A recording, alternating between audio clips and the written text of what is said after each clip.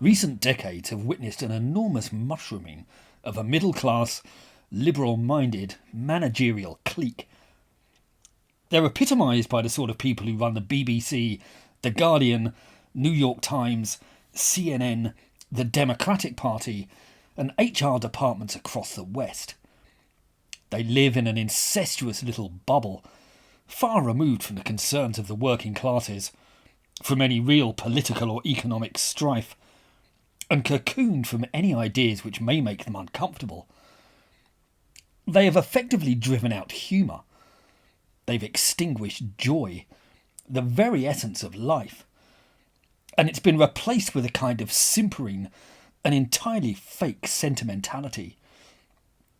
This class of people consider themselves to be an educated elite, but in reality, they are spectacularly ignorant and stupid. They are driven not by knowledge, practical experience, or any sort of critical evaluation of issues assailing the real world. They are driven by ideology. They are consumed by a grand narrative in which all complex questions have childishly simplistic answers. There's no nuance in their worldview.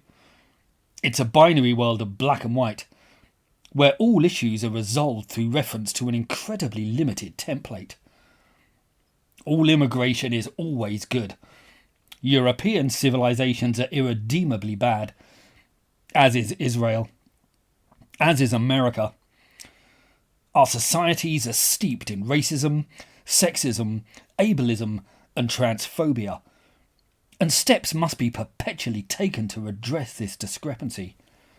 All climate issues point to catastrophe and extinction, and the only solution is to tax the poor or to hamstring our economies. Any opposition to this manifesto is voiced by knuckle-dragging racists who must be abused and silenced. All dissent must be driven from every quarter. There's no room in their worldview for questions, or discussion, or reason, or doubt. All matters are decided by their own set of basic commandments, and as they never mix with people from outside their parochial and metropolitan bubble, their arrogance has grown to monstrous proportions. Their near monopolistic grip of the police, civil service, big tech, media, culture and education has reinforced this monstrous hubris. But their worldview has been revealed as a sham. Their failures are legion, and the people are finally waking up to this, and are rejecting them, to their utter incomprehension. This class really began to take over following the 1980s. And what did they inherit? They inherited a world of spectacular economic growth, a world of confidence and dynamism that's reflected and is still visible in the music and cinema of that period. It was a world that had defeated the colossal evil of communism, a world of bright sunlit uplands where everything seemed possible.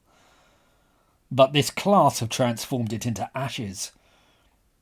We are now more angry, bitter and divided than in generations. Free speech is under attack as never before. They have ruined culture with their puritanical, censorious lecturing. There are compulsory sessions in wrongthink and newspeak in virtually every school and company in the land. Our economies are crumbling, and galvanised by our weak societies, Russia, China and Iran are flexing their muscles once more. Conflict is growing and beginning to spread. These are the people who enforce the disastrous and draconian policies of COVID lockdowns, and who have clearly learned nothing from their gross errors. They have given up control of our borders and flung the gates open, and the result has been an unsustainable tidal wave of migration that's seen friction and violence escalate at an alarming rate. Ethnic riots have ripped through France and America. In Sweden, the situation has got so bad that the army has been drafted in to help. A horrific wave of Islamic terror, murder and rape has claimed many thousands of victims. Vast crowds now pour through our streets screaming for death to the Jews. It is 1930s Germany writ large. But it is the opponents of this phenomenon who draw the ire of our liberal elites. Yet they have ignored these mounting crises. They are oblivious as to how they've engineered the collapse of Western civilization.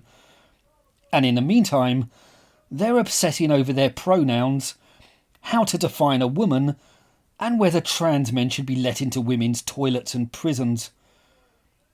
But they remain oblivious. They're burying their heads in the sand in utter denial to the mounting crises that they have created.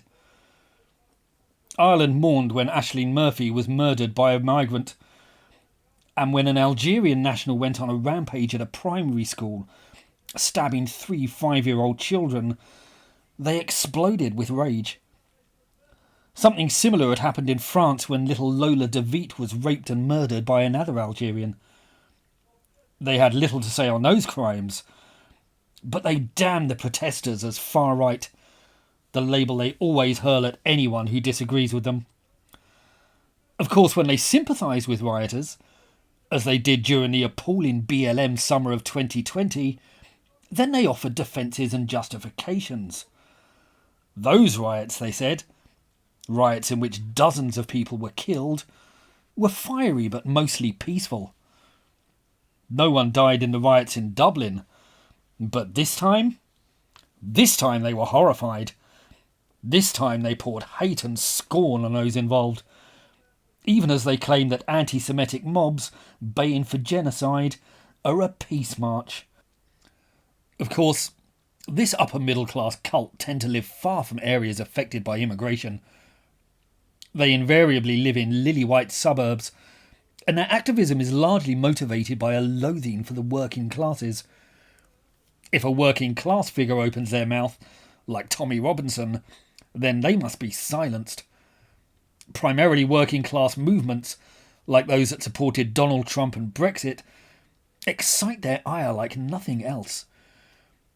They resemble 18th century aristos reborn, appalled by the mob, determined to snuff out their activism by any means possible. And their arrogance has resulted in a collapse comparable with that of Ancien Regime France. Well, the electorate is waking up to this too. The failures of this managerial elite are so brazen, so undeniable, that they are being rejected. Britain voted for Brexit. Sweden voted in a right-wing party for the first time in decades. Italy saw the coronation of Giorgio Meloni. In France, Marine Le Pen is ascendant. The Dutch handed victory to Geert Wilders, and decades of Argentine socialism were ended by Javier Milei. But has this dramatic run of events woken up our smug liberal elites? Well, of course not. They've presided over disaster. Their failings are legion, and I fear the true disastrous consequences of their meddling are yet to come. But they refuse to accept any responsibility for these failures at all. So they blame the electorate. They demonise all critics as far-right hooligans. They use the colossal power they hold in the media, the institutions and online to blame their critics for all their own failings. They spread more hate and division, and they will use the chaos as a pretext to limit our freedoms even more. They cannot accept that their manifesto has failed, that their dream has died.